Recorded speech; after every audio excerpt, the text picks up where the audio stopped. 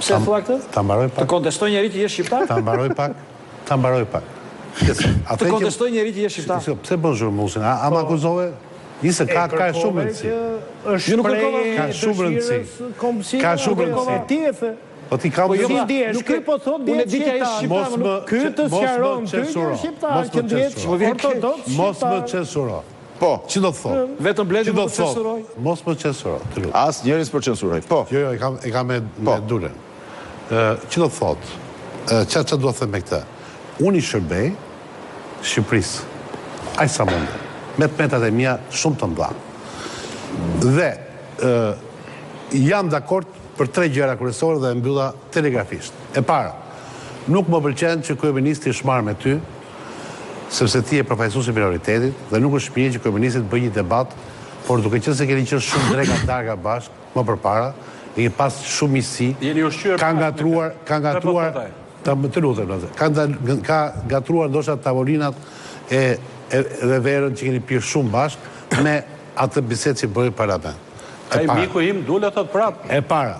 Po unë e di se nuk ka rëndësi, e di vetë dule. Gatron tavolinat e tua me kryeministrin e mua tani. Jo, unë nuk ka. Tani tavolinat e mia. Gjej, po. Tani shqiptarët kuptojnë këtë që po them unë. Ky ka dhënë këshillat gabuara E dyta zoti Dule, unë mendoj që forma më e mirë për të rritur subjektin tuaj politik dhe për të mos u keq interpretuar është që ju të merrni me rritjen e standardit ekonomik të dropullit, të zonave minoritare, se si ata të shkollohen më mirë, të kenë më shumë të ardhura, të mbjellin më shumë, mos braktisin tokat e tyre, të restaurojnë shtëpitë, të marrin fondë nga Bashkimi Evropian dhe nga Shqipëria për të mbatur identitetin e tyre kulturor dhe gjeografik ku janë, dhe duke bërë ju zgjatimin e Ministrisë Jashtme greke, vazhdimisht në përstuar televizive, në për debate, në për editoriale, ju identifikoheni si një ambasador de facto shumë aktiv, që flisni një shqipe perfekte, ndryshe nga ai greku që nuk e flet,